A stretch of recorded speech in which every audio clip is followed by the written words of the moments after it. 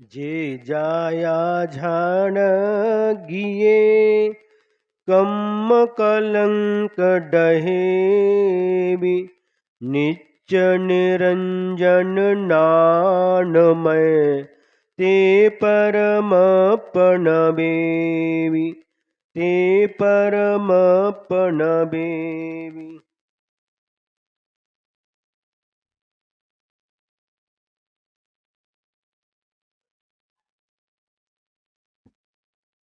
दोहा सूत्र नंबर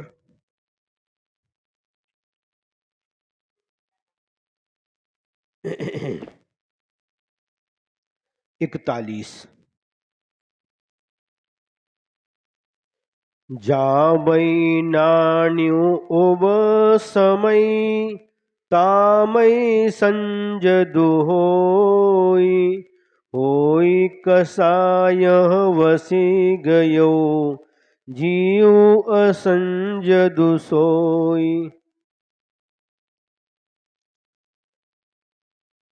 यावत् ज्ञानी उपशाम्यति तावत् संयतो भवति भवति कषायाणां वशे गतः जीवः असंयतः स एव। यदा माने जब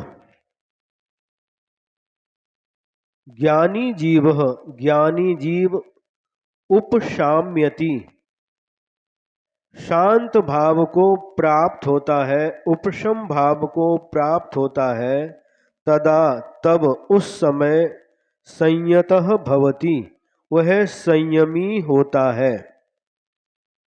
और कषायाणाम वशे गतः, और जब वही जीव क्रोध आदि कसायों के वशीभूत हो जाता है, अधीन हो जाता है, तब वही जीव असंयतः भवति असंयत असंयमी होता है। क्या समझ में आया? जिस समय यह जीव शांत भाव को प्राप्त होता है उसी समय यह जीव संयमी होता है, और जब यह जीव क्रोध आदि कसायों के अधीन होता है तब वही जीव असंयमी होता है। निष्कषाय भाव को यहाँ पर संयम कहा है और कषाय भावों को असंयम कहा है।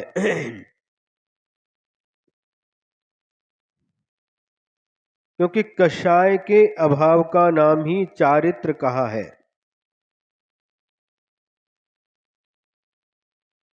और जो कषाय भाव है वह असंयम है। और जब कसायों को यह जीव शांत करता है तब यह संयमी कहलाता है।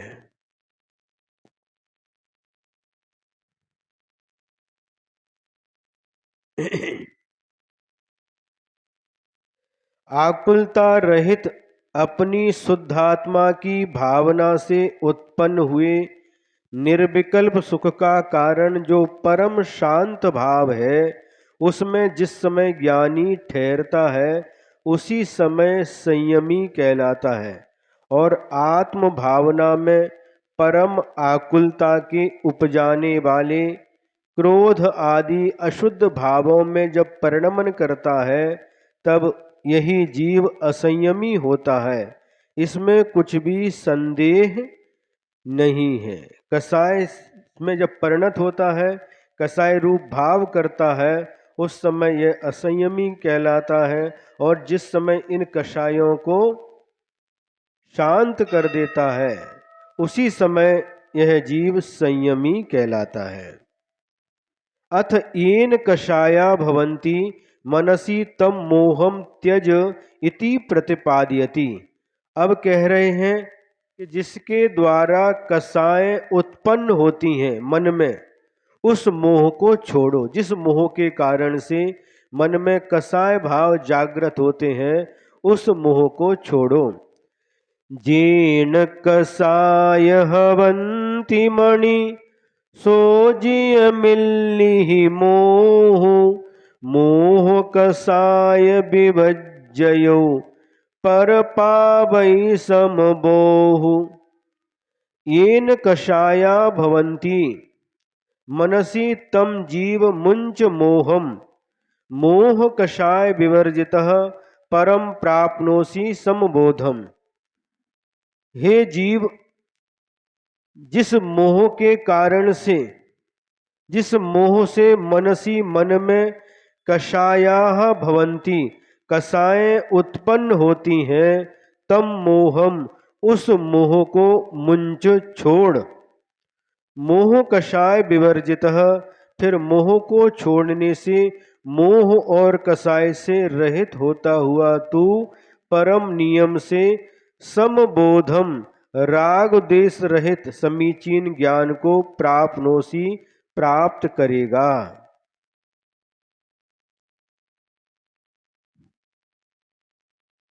पहले कहा था इन कसायों के कारण से जीव असंयमी होता है। अब इसमें कह रहे हैं कि मन में जिस मोह के कारण से कसाय उत्पन्न होती हैं उस मोह को छोड़, अथवा जिस पदार्थ को लेकर के मोह उत्पन्न होता है उस पदार्थ को भी छोड़। क्योंकि मोह को छोड़ने से, मोह जब छूट जाएगा तो कसाय भी छूट जाएंगी, और मोह और कसाय इन दोनों से रहित होता हुआ तू नियम से राग द्वेष रहित परम ज्ञान को प्राप्त कर लेगा।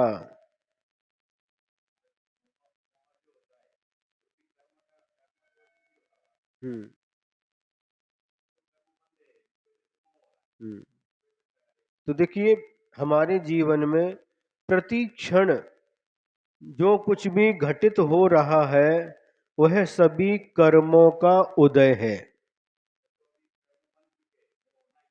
नहीं, जितने भी कर्म है, 8 कर्म हैं, ज्ञानावरणी कर्म है, ज्ञानावरणी कर्म का उदय आएगा, हमको ज्ञान नहीं होने देगा।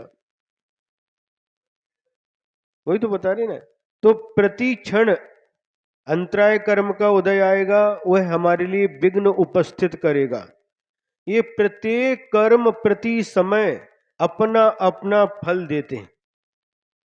जो कर्म उदय में आता है अपना फल देता है और निर्जीर्ण होकर के आत्मा से अलग हो जाता है। पुनः दूसरा कर्म उदय में आता है, पुनः तीसरा कर्म। यह परंपरा, यह श्रृंखला आज तक टूटी नहीं है। तो इसके लिए जो कल बात कही गई थी, क्या कि इनके लिए संबर और निर्जरा, नए कर्म आए नहीं, इसके लिए कर्मों को रोकना ये संबर है। और जो कर्म आकर के आत्मा के साथ बंध को प्राप्त हुए हैं उन कर्मों को आत्मा से पृथक करना ये निर्जरा कहलाती है। नहीं तो फिर ये कोई भगवान नहीं बन सकता, कोई सिद्ध भगवान बन ही नहीं सकते, क्योंकि प्रति क्षण कर्म उदय में आता रहता है। जो कर्म बंधा है उदय में आएगा, प्रति क्षण कर्म उदय में आ रहा है।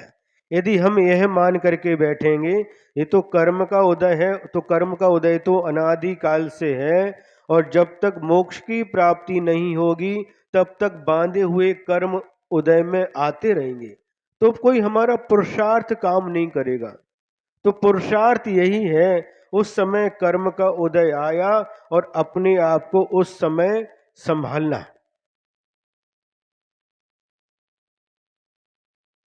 क्या आप लोग भोजन करते हैं, कितनी बार भोजन करते हैं?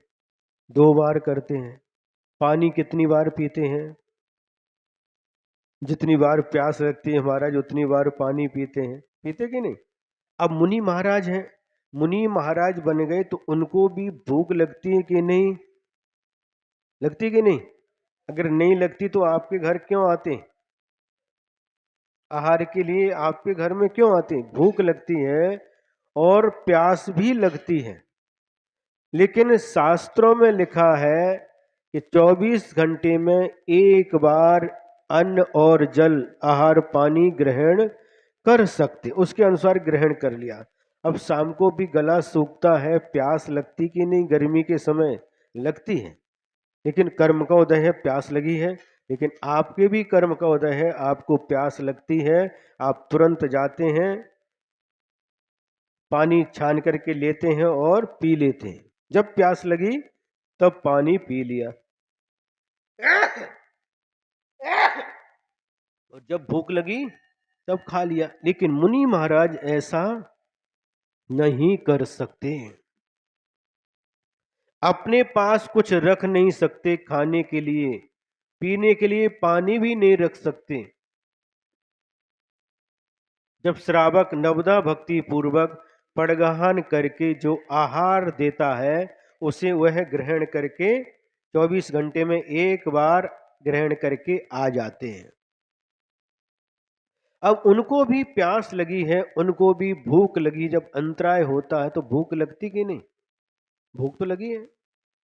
शाम को भी पेट खाली हो गया तो भूख लगती है कि नहीं? लगती है। प्यास लगती है कि नहीं? लगती है, क्योंकि अभी भगवान थोड़े ही बने हैं। भगवान ने क्षुधा तृषा आदि 18 दोषों को जीत लिया है, इसलिए भगवान को भूख भी नहीं लगती, प्यास भी नहीं लगती। लेकिन मुनि महाराज के ये 18 दोष विद्यमान हैं, इसलिए उनको भूख प्यास दोनों लगती है। अब कर्म का उदय है, आपका भी कर्म का उदय है, लेकिन आप तो क्षुधा रोग निवारणाय नैवेद्यम निरुपामीति स्वाहा। लेकिन मुनि दहा जब भूख लगी तब, जब प्यास लगी तब। लेकिन महाराज जी नहीं, बस एक बार ले लिया, अब कितनी भी प्यास लगने दो, कितनी भी भूख लगने दो, अब कुछ भी ग्रहण नहीं कर सकते। कर्म का उदय तो उनको भी आया है, लेकिन नहीं, उनका नियम है, उनका संकल्प है, अब कुछ भी एक बूंद पानी भी ग्रहण नहीं करेंगे। तो उस संकल्प के बल पर, उदय कर्म का उदय तो है, लेकिन उस संकल्प के बल पर अब उनके कर्मों की विशेष निर्जरा होती है।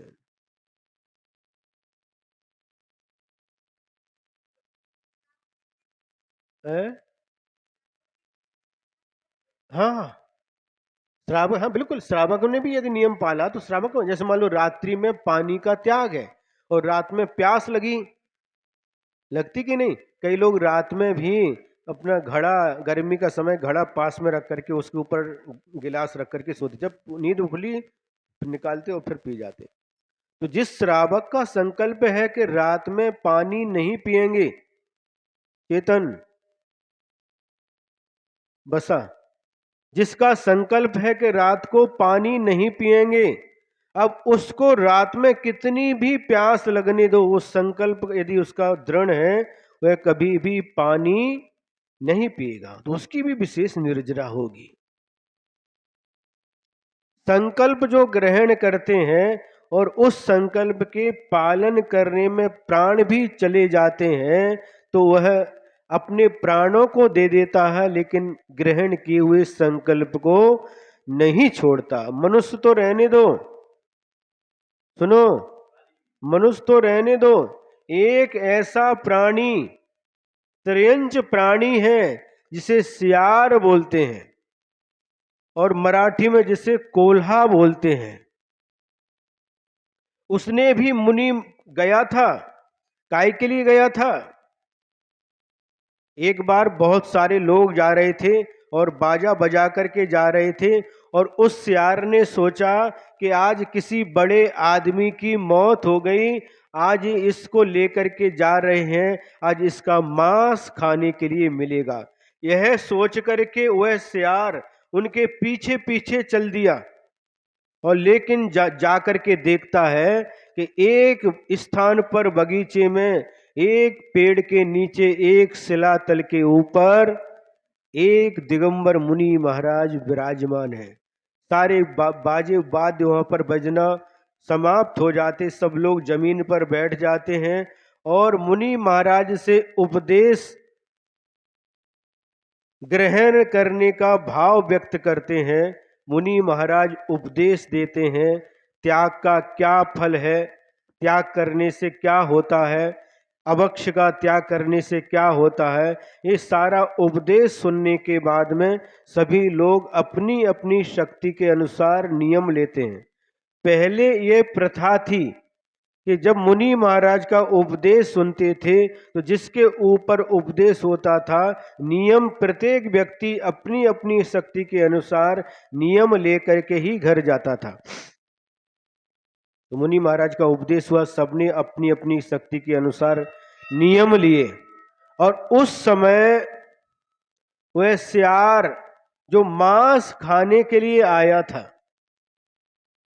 सियार समझ गए ना, कोल्हा, हाँ, मांस खाने के लिए आया था, लेकिन मुनि महाराज का उपदेश सुन करके, वह भी सुनता कि नहीं, उसके भी कान हैं, उसका भी मन है, उसने उपदेश सुना और उसके भाव बदल गए और उसने मुनि महाराज को वहीं से नमस्कार किया। बोल सकता नहीं, आप तो बोलते हैं महाराज जी हमारी ये सौगंध है, ये नियम है, वह बोल नहीं सकता, लेकिन उन्होंने, उस कोल्हा ने मन में संकल्प कर लिया कि अब मैं कभी भी जीवन भर किसी प्राणी का मांस नहीं खाऊंगा और रात्रि में चारों प्रकार के आहार का त्याग, कुछ खाऊंगा भी नहीं, कुछ पीऊंगा भी नहीं, पानी भी नहीं पीऊंगा, ऐसा संकल्प उस कोल्हा ने कर लिया। और धीरे धीरे समय बीतता गया, वह अपने नियम का अच्छी तरह से पालन करता था।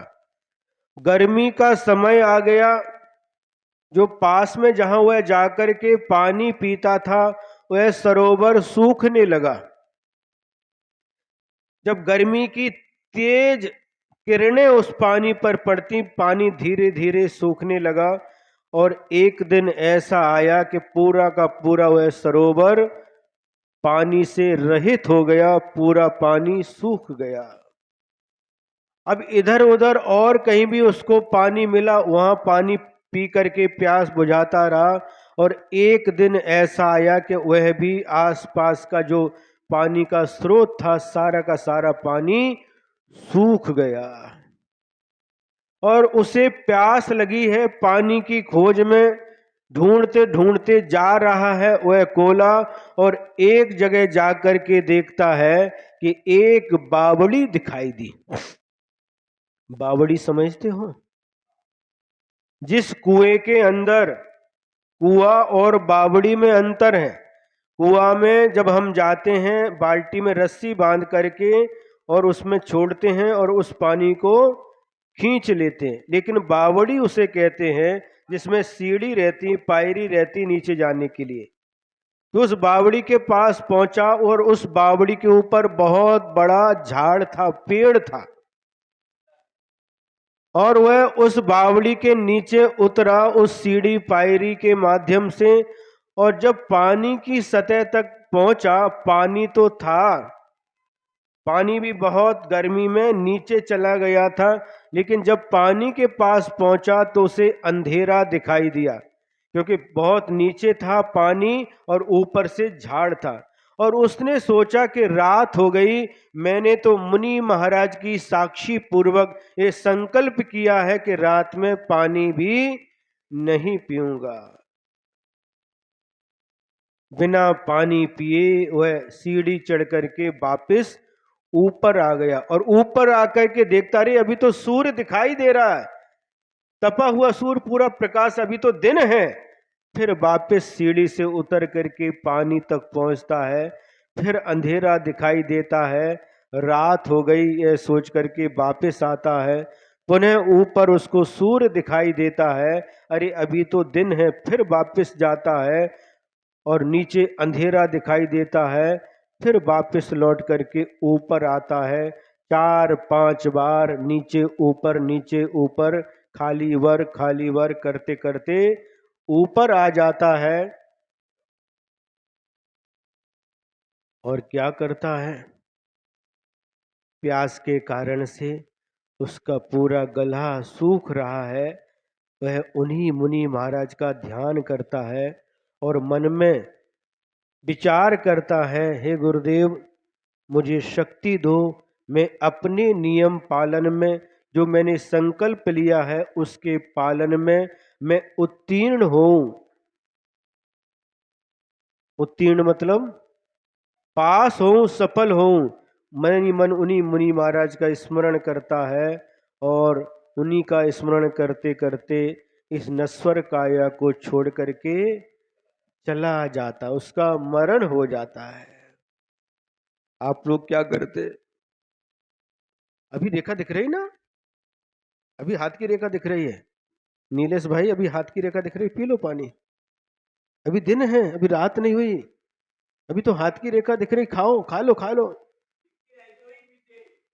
हाथ की रेखा दिख रही, नहीं दिख रही तो भी जाकर के कहा बाहर जाकर के देखते, अभी दिख रही रेखा, पी लो पानी, खा लो, भोजन कर लो, अभी तो दिख रही। अंधेरा होने के बाद भी चक्की चलती रहती है। सुबह होते ही चक्की चलना प्रारंभ हो जाता है और सोते तक ये चक्की चलती रहती, बंद ही नहीं होती है। चलती रहे, जो मिला कभी कुछ चलता रहता, चलता ही रहता। और आप होते तो क्या करते? अरे कुछ नहीं होता, खा लो, महाराज जी से जाकर के प्रायश्चित ले लेंगे, पी लो पानी, महाराज जी से जाके प्रायश्चित ले लेंगे। लेकिन उस सियार ने, उस जानवर होकर के भी, वह जानवर है, उसे आप जानवर कहते हो, लेकिन संकल्प पालन में वह मनुष्य से भी बढ़कर के हो जाता है।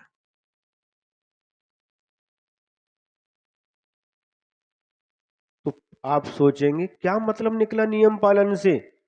नियम पालन करने से क्या मतलब निकला? उसके प्राण चले गए। अब सुनिए, प्राण तो चले गए, यह निकृष्ट पर्याय छूट गई, शरीर वहीं पड़ा है, लेकिन मरण करके उस नगर के सेठ के यहां उनका जन्म, उस कोले का जन्म एक सेठ के घर में हुआ है। बड़े सेठ के घर में उसका जन्म हुआ, और जन्म होते ही सारे लोग उससे प्रीति करते थे, प्रेम करते थे, इसलिए उसका नाम प्रीतिंकर रखा गया है।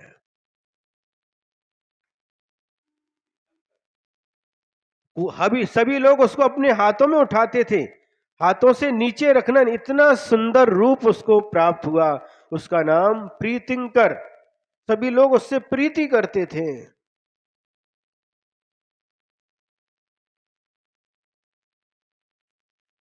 आगे अंत में, मतलब भविष्य में वह मुनि बने, और मुनि बन के घोर तपस्या करके, कर्मों का नाश करके उन्होंने मोक्ष प्राप्त किया है।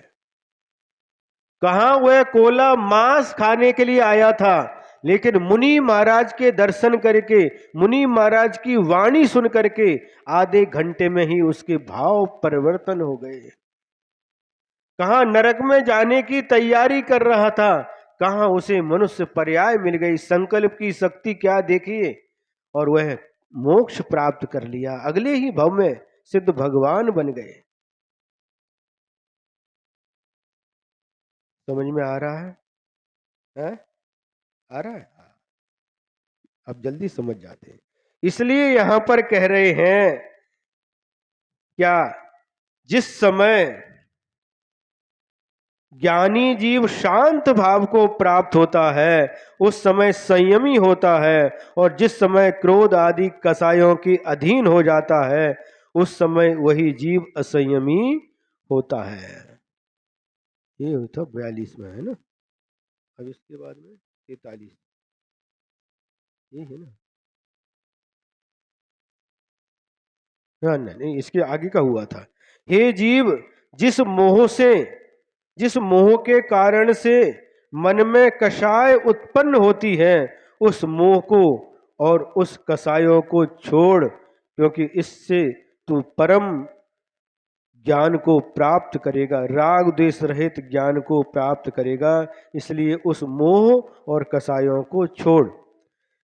तत्ता तत्तु मुने विमणि जे थक्का समभावी, ते पर सुहिया एथु जगी जह रई अप सहावी। तत्वा तत्वम मत्वा मनसी ये स्थिताः समभावे, ते परम सुखिना अत्र जगति येषाम रति आत्म स्वभावे।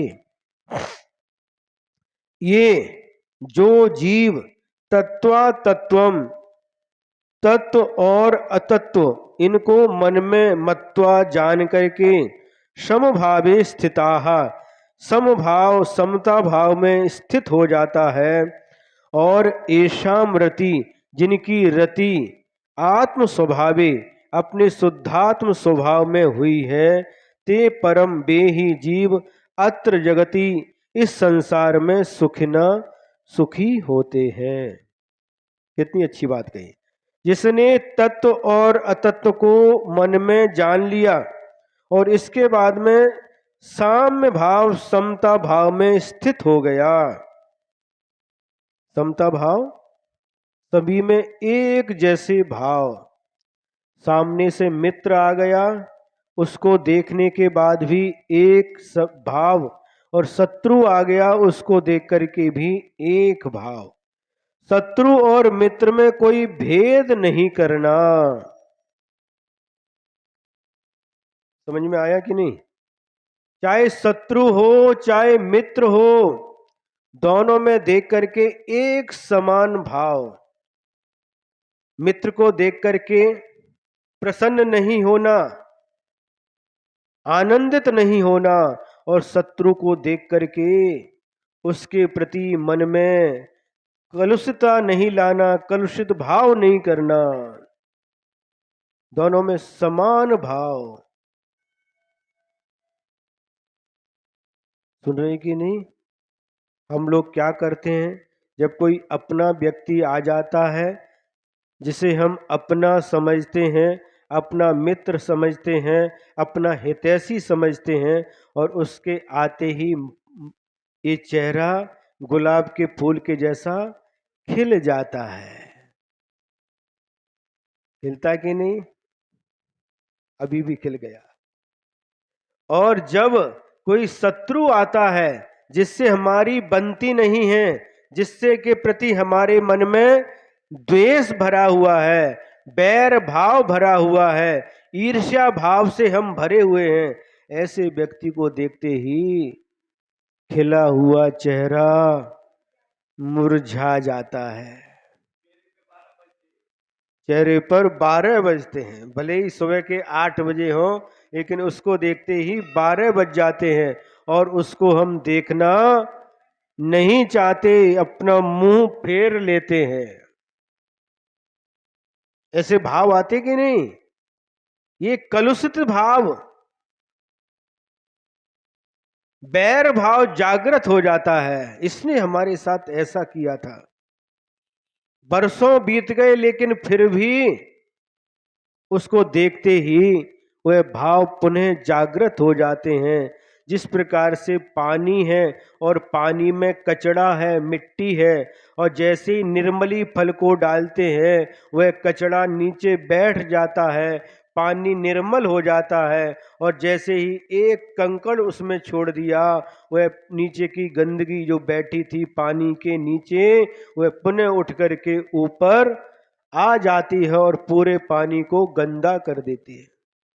उसी प्रकार से जो हमारे मन में जिसके प्रति द्वेष था, शत्रुता थी, बैर था, ईर्ष्या थी, ऐसे कलुषित भाव थे, वो शांत हो गए थे। वो व्यक्ति सामने नहीं था, लेकिन जैसे ही उसको देखा वह भाव हमारे पुनः कलुषित हो जाते हैं। यहां पर कह रहे साम्य भाव, शत्रु को देख करके भी मन में कलुषता नहीं आना, और मित्र को देख करके भी उसे गले लगाने का भाव नहीं आना। एक समान भाव बहुत कठिन होता है, बहुत कठिन होता है। अर्घावतारण असी प्रहारण में सदा समता धरण। चाहे कोई रत्न दीप लेकर के सोने के दीपक से आरती उतारे, और चाहे कोई आकर के तलवार से वार करे, मारे, प्रहार करे, इन दोनों के प्रति एक जैसा भाव। आरती करने के, आरती जो कर रहा है उसके प्रति प्रसन्नता का भाव नहीं, और जो तलवार से प्रहार कर रहा है उसके प्रति भी कोई मन में कलुषता नहीं। इसका नाम है साम्य भाव।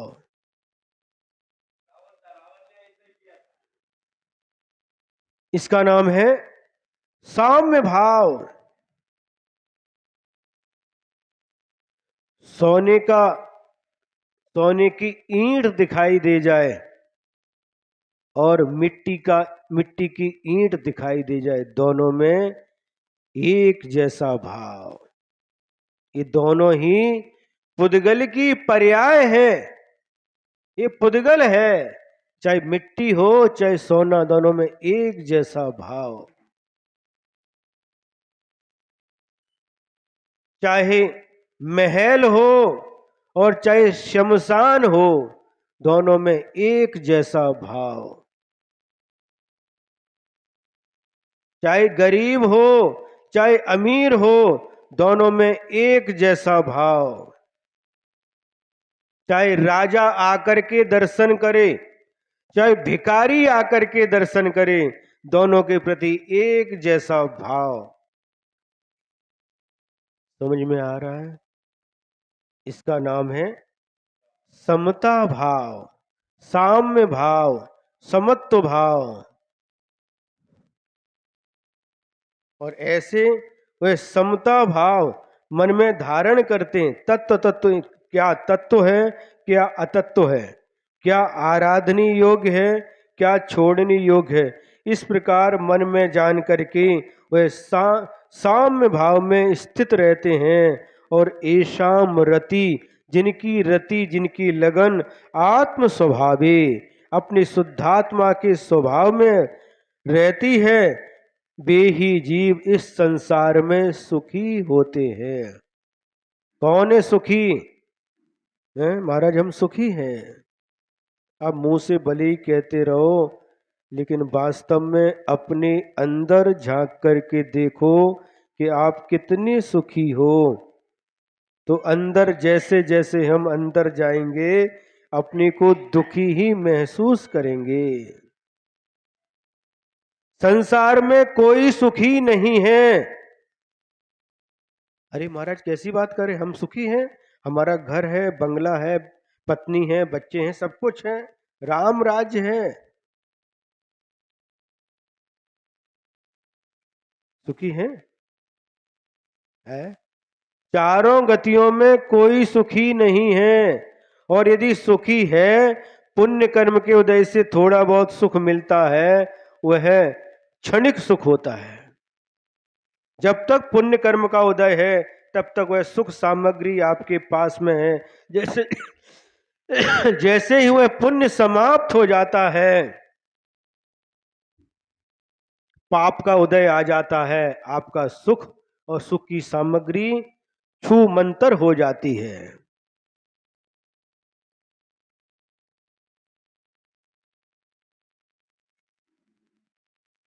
समझ में आ रहा है?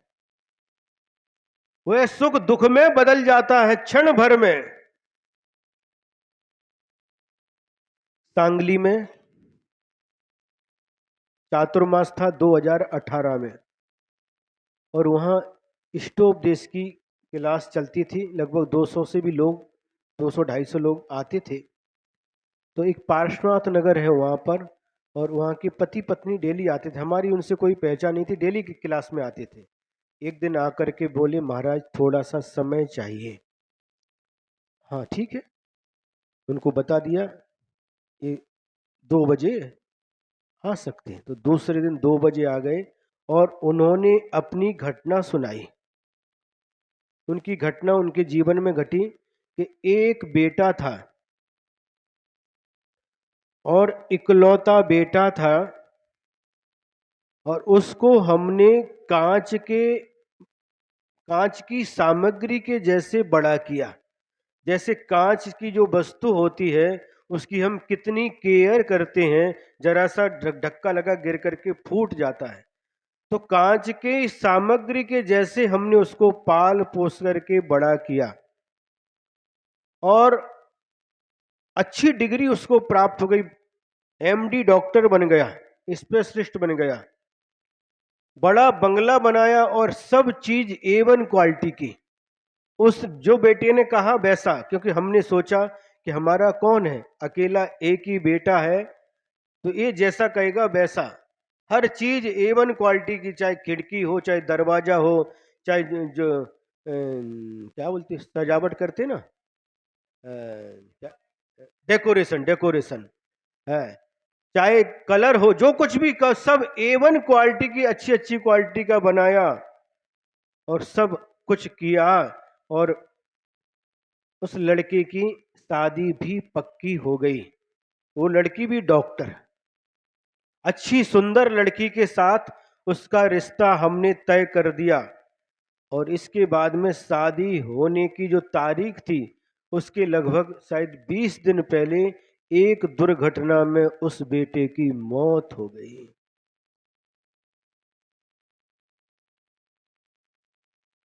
जिस तारीख को शादी थी, उसके शायद, जहां तक मुझे ध्यान है, 20 दिन पहले ही एक दुर्घटना में उस बेटे की मौत हो गई। अब आज घर वही है, लेकिन वही घर हमें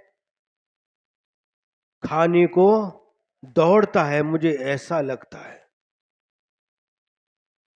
आलीशान बंगला है, सारी सारी सुख सुविधा है, AC रूम है, सब कुछ है, लेकिन वही घर मुझे खाने के लिए दौड़ता है।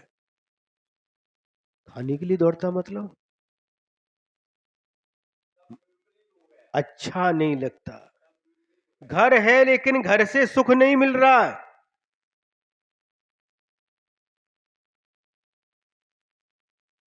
करोड़ों रुपए लगाने के बाद में इतना विशाल बंगला, बगीचा, ये क्या क्या बनाया, एकदम देखने लायक, जैसा पिक्चर में देखते ऐसा। लेकिन बच्चे की मौत होने के बाद में वह मुझे अच्छा नहीं लग रहा है। आपकी जब से क्लास में स्टोव देश में आते हैं, मुझे बहुत शांति मिलती। 1.25 घंटे लगभग क्लास चलती थी और प्रतिदिन आते थे। आप तो एक दिन आते हो, 2 दिन छुट्टी मारते हो अनिल जी। अरे उसमें देखने से क्या होता है? दादी का आई क्या? दादी किधर गई है? नहीं, ये दादी नहीं, उनकी दादी। अरे दादी तुम्हारी, वो नीलेश की मम्मी, नीलेश की मम्मी है। नहीं, ये नीलेश नहीं, इन नीलेश इनकी कहाँ की है वो? बोल ठान में उनको भेज दो और मोबाइल में देखते बैठो है। उनको बोल ठान में भेज दो और मोबाइल में देखते बैठो, इनसे वीडियो कॉल करके बात करो उनसे।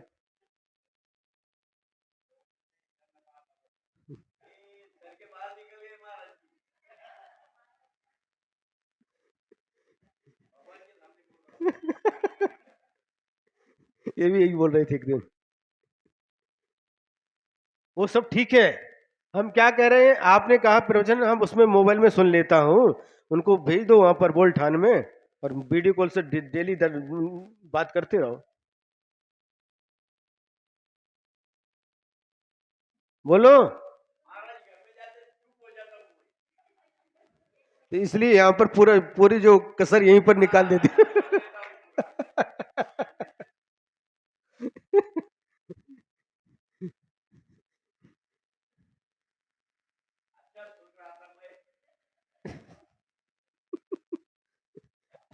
तो इसलिए सामने का आनंद अलग होता है। शादी होती है, बच्चों की शादी है, किसी परिवार की शादी है, वहां पर ठीक है, हम वीडियो कॉल से हम देख लेते हैं। वहां जाते कि नहीं? बोलो। औरंगाबाद क्यों गए थे अभी? औरंगाबाद क्यों गए थे? हाँ, तो कार्यक्रम में वीडियो कॉल से अटेंड कर लेते थे ना। डेल मैं, देखो जो टीचर रहते हैं ना, टीचर लोग उस स्टूडेंट से खुश रहते हैं जो प्रतिदिन क्लास में आता है और टाइम से आता है। एक दिन आता है, 2 दिन छुट्टी मारता है, मतलब क्या?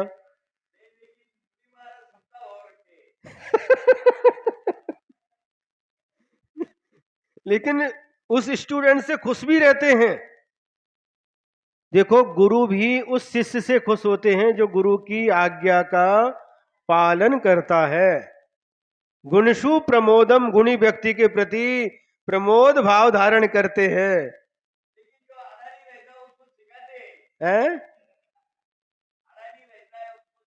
सिखाते हैं, लेकिन शिकायतें कब हैं? जब वो आता सिखाने के लिए, घर में थोड़ी जाते हैं।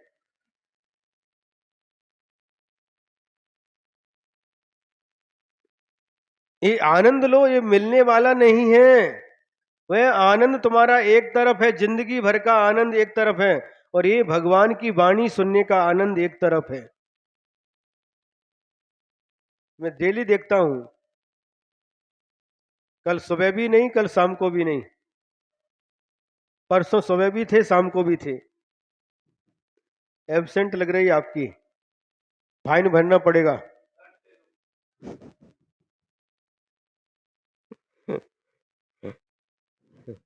समझ में आ गया?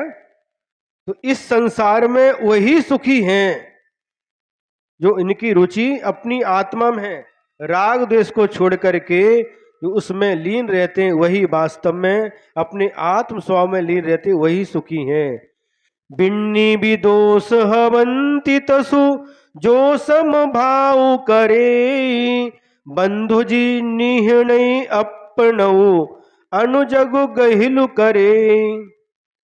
दौ अपि दोषौ भवतः, तस्य यह समभावम करोति, बंधम एव निहंति, आत्मीयम अन्यत जगत ग्रहिलम करोति। यह माने जो साधु समभावम, समभाव में स्थित है, यानी राग द्वेष से रहित है, तस्य उस साधु के दो अपि दोषौ, दोनों ही दोष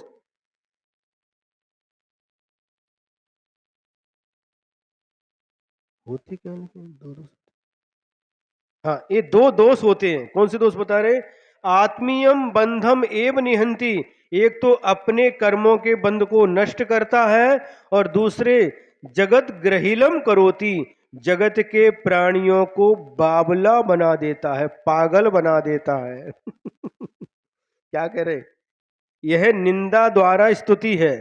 प्राकृत भाषा में बंधु शब्द से ज्ञानावरणादि कर्म बंध भी लिया जाता है, तथा भाई को भी बंधु कहते हैं। यहाँ पर बंधु की हत्या निंदनीय होती है।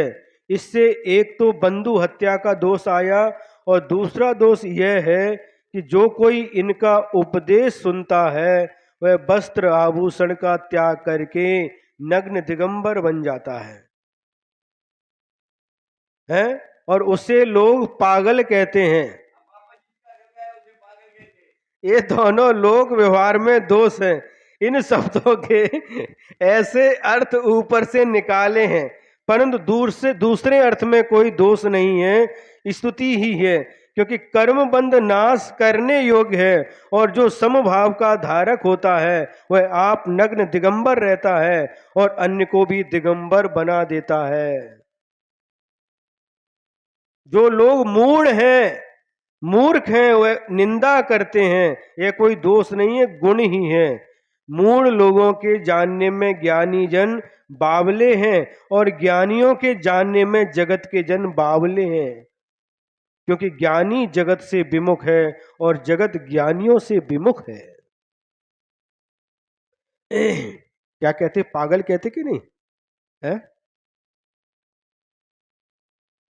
जब विहार करते करते कई गांवों से निकलना रहता है, और कई गांव ऐसे रहते हैं जहां से कभी दिगंबर साधु का विहार नहीं हुआ, तो कई लोग हंसते भी हैं, देख करके हंसते हैं, और कई लोग आकर के ढोक भी देते हैं। तो तरह तरह के लोग रहते, हंसते हैं, है? सब प्रकार के लोग हैं, लेकिन हंसने वालों के प्रति भी नाराज नहीं होना। ठीक है, ये हंस रहे हैं, हंसना इनका काम है। एक बार बिहार करते करते एक छोटा बच्चा था, है? और वो मुंह में ये, ये अंगूठा डाल करके चूस रहा था, और ऊपर बनियान थी, नीचे कुछ भी नहीं था, नीचे से वो भी नंगा था।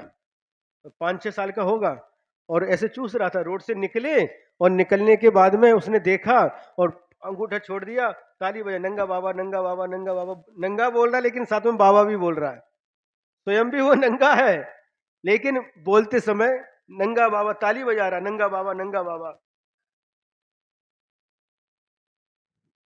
सब प्रकार के लोग रहते हैं। तो ये बावला, संसार बावला बन जाता है, पागल बन करके उनके पीछे भागता है।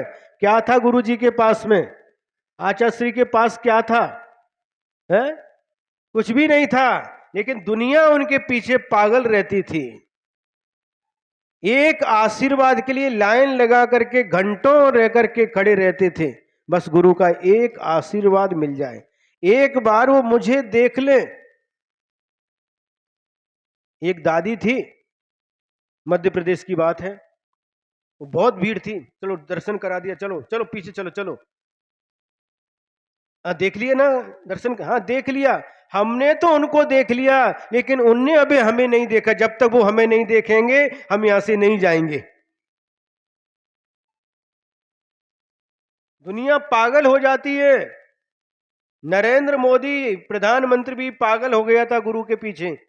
भोपाल में आए, गुरुजी से चर्चा की और इसके बाद में डोंगरगढ़ में भी आकर के आशीर्वाद ले जाना कहीं था, लेकिन दर्शन करके आशीर्वाद लेने के लिए इधर आए। और वहां से जब गुरुजी का स्वास्थ्य खराब हुआ तो बराबर वह खबर लेते रहते थे।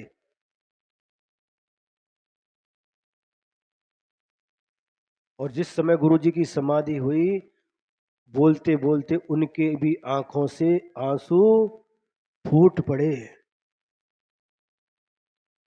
क्या था उनके पास में, लेकिन दुनिया पूरी पागल जैसी उनके पीछे भागती थी। बड़े बड़े लोग घर के एसी रूम छोड़ करके टीन के पतरे में रहते थे। क्या आकर्षण था? तो दुनिया, क्या कहा है यहां पर, बावली हो जाती है। बावली होकर के, बावला मतलब पागल, पागल के जैसे होकर के उनके पीछे भागती है। अन्नु भी दोषु हबे तसु जो समभाव करे, सत्तु भी मिल भी अपनो पर है नीलीनु हबे। और जो समभाव को धारण करते हैं, ऐसे मुनि महाराज के और भी कोई दोष होते हैं, क्योंकि परस्य निलीनः, पर के अधीन होता है, और आत्मीयम, अपने अधीन भी शत्रु, शत्रु को मुंचदी छोड़ देता है। समझ में आया? जो मित्र है वो तो मित्र है ही, किंतु जो शत्रु है अपने अधीन सामने आया है उसको भी क्षमा करके छोड़ देता है। एक मुनि महाराज जी थे, समय सागर जी नाम के, सिलवानी के थे, मध्य प्रदेश में। सम्मेत शिखर की यात्रा के लिए जा रहे थे, अथवा सम्मेत शिखर की यात्रा से लौट रहे थे। तो वहां पर झारखंड में एक हजारी बाग करके गांव है कि शहर है हमें पता नहीं है। तो वहां पर वो सामायिक के लिए आहार के बाद जाते थे और सामायिक करने के लिए कहीं पर भी बैठते थे और फिर बाद में विहार करते थे। उस दिन कोई नहीं आया और सामायिक के बाद वो अकेले निकल गए और एक गाड़ी ने उसको उनको ठोक दिया। ठोक दिया उनको, बहुत खून निकलने लगा, सिर में चोट आई और वो ड्राइवर था, वो गाड़ी रोक करके उनको आया, बाबा क्षमा करो हम आपको गाड़ी से हॉस्पिटल में छोड़ देते। तो महाराज क्या बोले, तू जल्दी से भाग जा, तू जल्दी से भाग जा, लोग आ गए तेरे को छोड़ेंगे, तू भाग जा। और वो रो रहा है, आंखों से उसके आंसू आ गए उस ड्राइवर के। नहीं बाबा हम आपको नहीं छोड़ेंगे, ऐसी परिस्थिति में नहीं छोड़ेंगे। महाराज बार बार करे तू भाग जा, अभी कोई नहीं है, तू भाग जा। उसे भी बचाने का भाव, समता भाव। समझ में आ रहा है? एक मुनि महाराज आचार्य शांति सागर जी के शिष्य ध्यान में बैठे एक पेड़ के नीचे, और आम का सीजन है, कुछ बच्चे आम तोड़ने के लिए आए और वो पत्थर जो आम के ऊपर फेंक रहे थे महाराज के सिर पर गिरा और महाराज के सिर से खून बहने लगा। जब खून बहने लगा, लोग आए और दोनों आंखों से महाराज जी के आंखों से आंसू बहने लगे। तो जो लोग थे, उन बच्चों के माता पिता आदि जो थे, वह आकर के महाराज से क्षमा मांगने लगे। हैं, क्षमा मांगने लगे, महाराज क्षमा करो, बच्चे से गलती हो गई, आपको इतनी सारी चोट आ गई, आपकी आंखों से आंसू बह रहे, हम मल्लम पट्टी करते हैं। तो मुनि महाराज बोले, मेरी आंखों से आंसू इसलिए नहीं आ रहे कि मुझे पत्थर लगा और खून बह रहा है। मेरी आंखों से आंसू इसलिए आ रहे हैं कि ये बच्चे पेड़ को पत्थर मारते हैं तो पेड़ इनको फल देता है, लेकिन ये पत्थर मुझे लग गया, मैं उनको कुछ भी नहीं दे पाया, इसलिए मेरी आंखों से आंसू बह रहे। इसे कहते हैं समता भाव। समय आपका पूरा हो गया है। यदर्थ मात्रा पदवाक्यहीनम मया प्रमादा यद किंचनोक्तम तन्मे क्षमित्वा विदधातु देवी सरस्वती केवल बोधि लब्धिम बोधि समाधि परिणाम शुद्धि स्वात्मोपलब्धि शिव सौख्य सिद्धि चिंतामणिं चिंतित वस्तु दाने त्वां वन्द्यमानस्य ममास्तु देवी त्वां वन्द्यमानस्य ममास्तु देवी। द्वादशांग जिनवाणी माता की, परम उपकारी परम पूज्य आचार्य गुरुवर्षि विद्यासागर जी महाराज की।